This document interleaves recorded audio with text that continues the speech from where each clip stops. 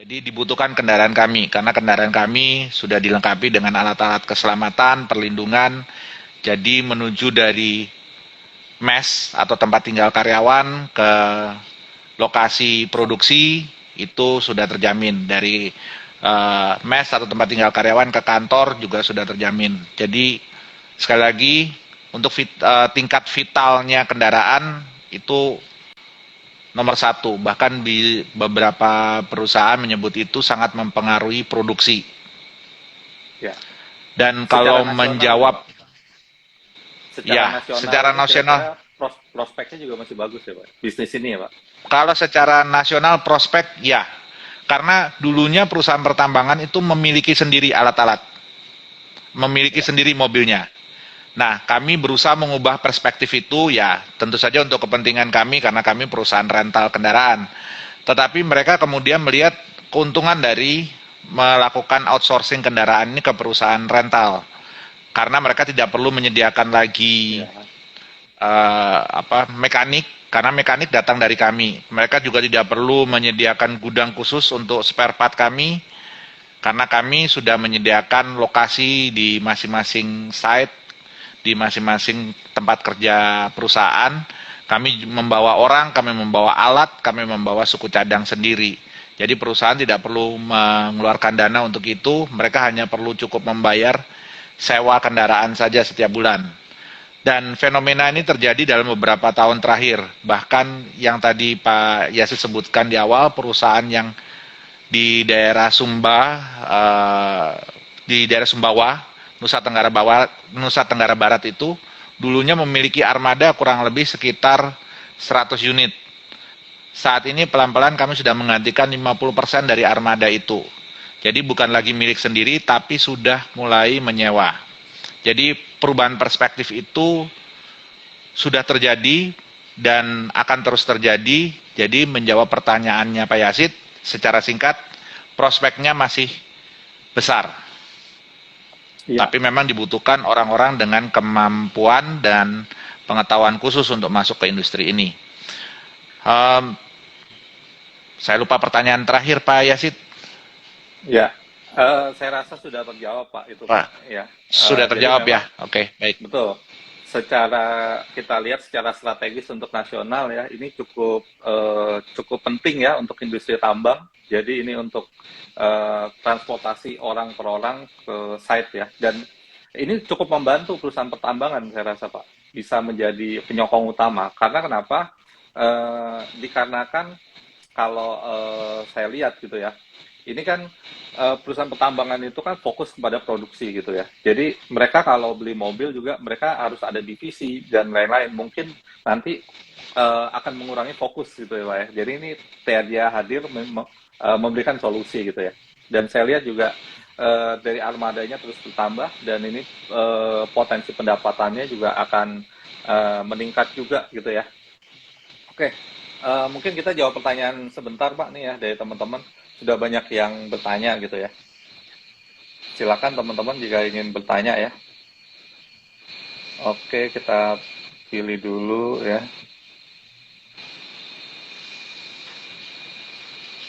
Ya, saya bingung nih banyak sekali pertanyaannya, tetapi yang komen juga banyak sekali gitu ya. Ya, kalau disebutin semua nggak bisa nih. Oke,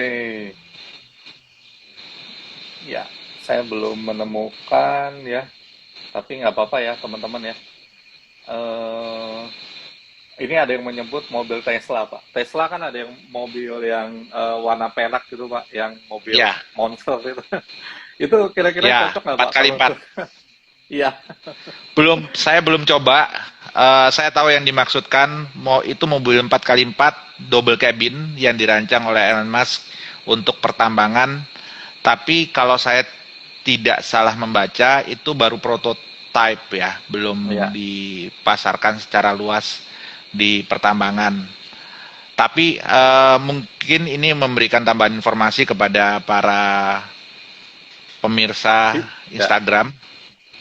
Eh, Kontur atau struktur tanah dari Kalimantan atau tanah-tanah pertambangan di Indonesia itu berbeda dengan yang ada di luar negeri, yang ada di Australia atau yang ada di Amerika, karena tingkat keasaman tanah di Indonesia itu luar biasa, bisa menghancurkan baja, bisa menghancurkan besi, dan itu yang membuat banyak perusahaan otomotif yang datang ke Indonesia untuk mempelajari struktur kondisi tanah Indonesia, kondisi tanah Kalimantan terutama, karena istilah yang mereka gunakan adalah kalau bisa berhasil di Kalimantan, bisa berhasil dimanapun di Indonesia, bahkan di Asia Pasifik, karena tingkat asam dan basa itu berbeda sekali di Kalimantan dibandingkan di daerah lain di Asia Pasifik. Dan itu yang membuat tidak semua kendaraan yang begitu diluncurkan bisa langsung dipakai di Indonesia. Harus melalui uji-uji khusus, harus melalui trial and error. Dan itu sebabnya mereka biasanya datang ke kantor kami untuk melakukan pengujian. Begitu Pak Yasid. Ya, padahal itu Tesla yang truck monster itu kalau dipakai eksekutif juga keren juga kali Pak di pertambangan. Tapi kayak sepertinya daya tahannya harus diuji dulu karena tanah dengan sifat asamnya itu tinggi sekali gitu ya. Sehingga ketahanannya juga harus diuji lah di Kalimantan baru deh dikirim ke mana-mana akan cukup kuat produknya tersebut gitu ya Pak. Oke. Ya. Pak, ini kalau dilihat kan debt to equity ratio-nya tuh di atas 100%. Ya, kita tahu ya bahwa memang industri ini padat modal gitu ya, di mana ya pastinya untuk pembelian unit kendaraannya ini menggunakan leasing. Tetapi ada solusi untuk disposable cars tadi ya dijual, dan itu menambah pendapatan perusahaan. Kalau saya lihat juga memang dari sisi ROI ini juga udah double digit ya, sudah cukup bagus seperti itu. Ya, yang mau saya tanyakan adalah kira-kira kalau di industri itu Pak, itu memang debt to equity ratio tadi ini termasuk misalnya termasuk yang kecil atau memang sudah apple to apple sudah wajar gitu Pak ya dengan industrinya gitu, atau jangan-jangan ada yang lebih tinggi lagi debt to equity-nya untuk saing itu Pak. Nah, kalau menjadi pemerhati pasar atau pelaku pasar dan membandingkan perusahaan kami dengan sektor transportasi, kebetulan ada juga yang perusahaan rental yang sudah go public jauh lebih lama dari kami, dan itu debt to equity rasionya cukup tinggi, karena memang debt to equity rasio kami kurang lebih 1, sekian, itu masih terbilang wajar. Di masa yang lalu kami pernah lebih debt to equity ratio, bahkan kalau dilihat, kalau buka prospektus itu sempat sampai 2 lebih. Dan menurut kami itu wajar, kami masih bisa kelola, karena memang kalau dilihat tadi yang saya sampaikan, ketika kami beli unit baru, 20% itu dari modal kami sendiri, uang mukanya. Jadi kalau harga kendaraan misalnya 400 juta, 80 juta dari kami, kemudian 320 juta dari leasing. Dan itu merupakan hal yang normal, karena ketika kita beli pun kendaraan secara pribadi juga melakukan hal yang sama. Dan itu meletakkan debt to equity ratio, kalau bicara 20% uang sendiri atau modal sendiri, 80% uang leasing, berarti 1:4. Kurang lebih kan seperti itu Pak Yasid. Jadi dengan debt to equity ratio 1 atau 2 pun itu masih normal kalau di industri kami, karena pola bisnisnya seperti itu, seharusnya 1:4 debt to equity rasionya. Tapi dengan 1 atau 100%, 1:1 itu masih cukup normal, dan itu menunjukkan bahwa perusahaan sangat bisa mengelola utangnya. Dibandingkan dengan masa lalu, kami pernah 2, dan menurut kami pun wajar, karena kalau bagi yang sering menarik pinjaman, baik pinjaman online atau pinjaman perbankan atau pinjaman leasing, biasanya mereka mengenal yang namanya sistem layanan informasi keuangan yang biasanya ada informasi call-nya berapa, kolektibilitasnya 1, 2, 3, dan kami sepanjang masa sejarah saya mengelola keuangan, karena kebetulan secara internal saya merupakan Chief Financial Officer, selalu kolektibilitas kami pada kolektibilitas 1 atau lancar, berapapun perbandingan debt to equity-nya. Jadi dengan kondisi saat ini, debt to equity ratio masih putaran 1, itu merupakan hal yang luar biasa dan menunjukkan perusahaan masih dalam kondisi yang sangat sehat. Seperti itu jawabannya. Berarti tadi kalau misalnya 1:4, saya rasa kalau 300% pun masih wajar ya Pak ya. Karena memang Betul. bisnisnya seperti itu. Dan ini sekitar debt to equity ratio sekitar 117,5% saya lihat ya. Ini berarti kan masih bisa digebel gitu Pak ya, untuk peningkatan armada dan lain-lain gitu ya. Ini tampaknya juga cukup menarik gitu ya. Ya, kalau kita lihat bahkan ya mungkin ini nggak bisa dibandingkan, tetapi sama-sama terkait dengan infrastruktur ya. Ini kan transportasi tetapi related ya ke infrastruktur. Misalnya perusahaan BUMN karya itu di atas 300% dan lain-lain gitu ya. Itu tinggi sekali gitu ya. Dan ini merupakan utang yang produktif Pak, karena dipakai untuk menghasilkan uang gitu ya, ibaratnya ya. Ini bukan utang untuk menutupi bayar karyawan dan lain-lain gitu ya. Jadi ini masih sehat. Ini cash flow-nya juga positif ya teman-teman ya. Kemudian mungkin di sini saya mau ngasih gambaran buat teman-teman ya secara fundamental. Ini kan nih mohon maaf Pak, hari ini kan ARB nih Pak, sahamnya ya minus 6%. Tapi kan memang ini mekanisme pasar ya teman-teman ya. Bukan berarti kalau menurut pandangan saya pribadi ya, perusahaan ini nggak bagus gitu ya. Justru dengan penurunan harga saham ini under value teman-teman ya. Saya bisa lihat di sini bahwa ROE-nya, return on equity-nya itu sekitar 12,68%. Kemudian PBV-nya itu hampir 1 teman-teman ya. Dengan ROE sekitar 12% tadi. Dan PI-nya masih di bawah 10 gitu ya. Nah ini artinya masih menjadi lebih under value lagi, dengan prospek bisnis ke depan itu yang saya rasa juga masih cukup berkembang, karena tadi kan saya coba pancing, ternyata unitnya bertambahnya itu cukup banyak Pak, bahkan berkali lipat lah dibandingkan tahun sebelumnya. Dan kontraknya itu kan biasanya panjang ya Pak ya, kontrak ini kan panjang ya, artinya ini menjamin bahwa cash flow itu akan cenderung positif ke depannya. Dan kita lihat secara industrinya ya, ini kan TRJA menyewakan kepada perusahaan pertambangan, which is saat ini pertambangan ini lagi boom gitu ya, lagi commodity boom gitu ya, sehingga ada potensi cash flow itu lancar lah Pak ya, nggak terjadi misalnya menunggak dan lain-lain. Potensi itu mungkin menjadi lebih kecil ya, meskipun saya rasa juga pasti 1-2 mungkin ada gitu ya, tetapi potensinya ya iklim bisnisnya cukup bagus gitu ya, sehingga cash flow-nya pun dari TRJA ini juga cukup lancar gitu ya. Memang market cap-nya masih di bawah 500 miliar ya, tapi ini menurut saya potensial ya teman-teman ya, untuk kedepannya untuk lebih bagus lagi. Mungkin itu Pak dari saya.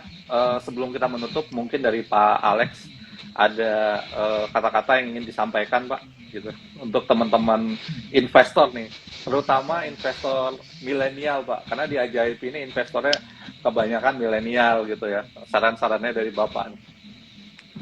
Ya, baik. Terima kasih Pak Yazid. Tadi Pak Yazid sempat menyinggung hari ini saya ARB, tapi kemarin saya sempat hijau Pak Yazid. Okay. Dan saya paham. Jadi kalau bicara investor milenial, mereka melihatnya dari sisi bahwa apakah prospek, apakah sahamnya memiliki kemampuan untuk arah atau tidak. Saya tidak bisa berkomentar banyak, tapi saya bicara dari sejarah. Saya bukan pelaku pasar, saya bagian dari manajemen perusahaan, jadi kalau saya mengomentari pasar juga tidak tepat. Tetapi Bursa Efek Indonesia sempat menanyakan kepada saya sebagai corporate secretary, mengapa harga bergerak cukup tinggi di awal tahun. Pada saat yang sama, saya menyampaikan bahwa itu mekanisme pasar, dan di tahun 2021 harga kami sempat menyentuh angka 150-170, Pak Yasid. Dan saat ini kami sudah 220-an kurang lebih, Iya. dan menunjukkan bahwa pasar melihat bahwa kami merupakan perusahaan yang cukup sehat. Apakah under value atau tidak, saya serahkan kepada pasar.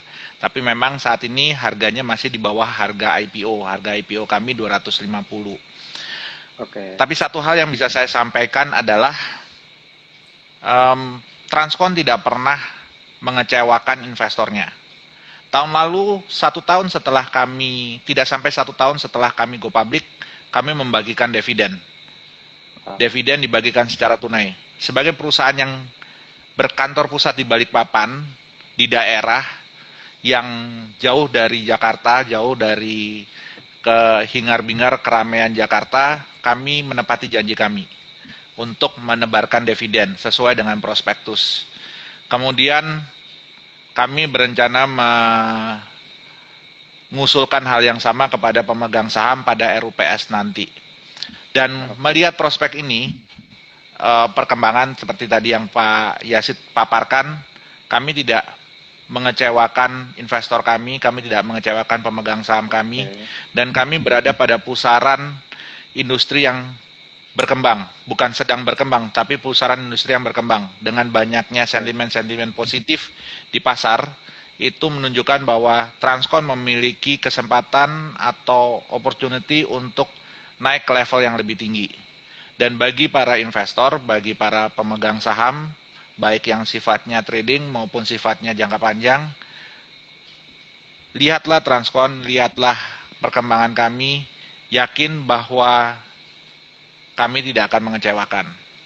Dan kami sudah menunjukkan dalam sejarah perusahaan, baik dari data keuangan maupun dari sentimen-sentimen yang bertebar di pasar, melihat dari pertumbuhan pendapatan, kontrak, kami selalu berusaha naik.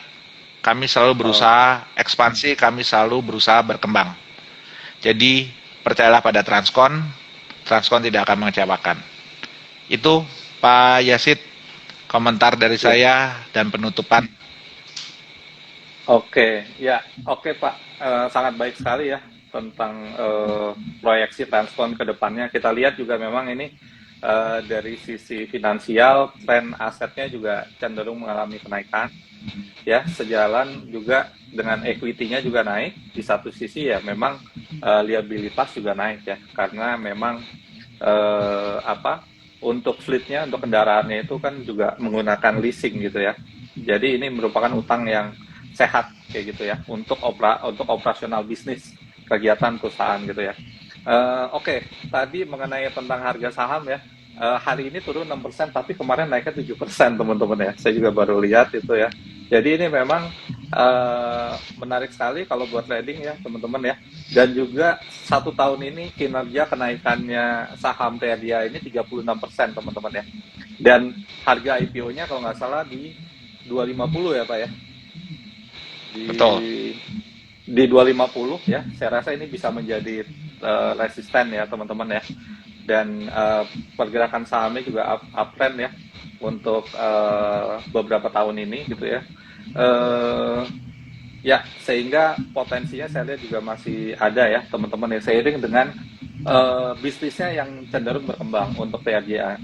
Oke, mungkin itu aja Pak perbincangan kali ini. Terima kasih banyak atas waktunya sehingga bisa memberikan pencerahan buat teman-teman investor di rumah untuk memandang Transcon ini seperti apa ke depannya ya. Kalau dari saya cukup positif Pak.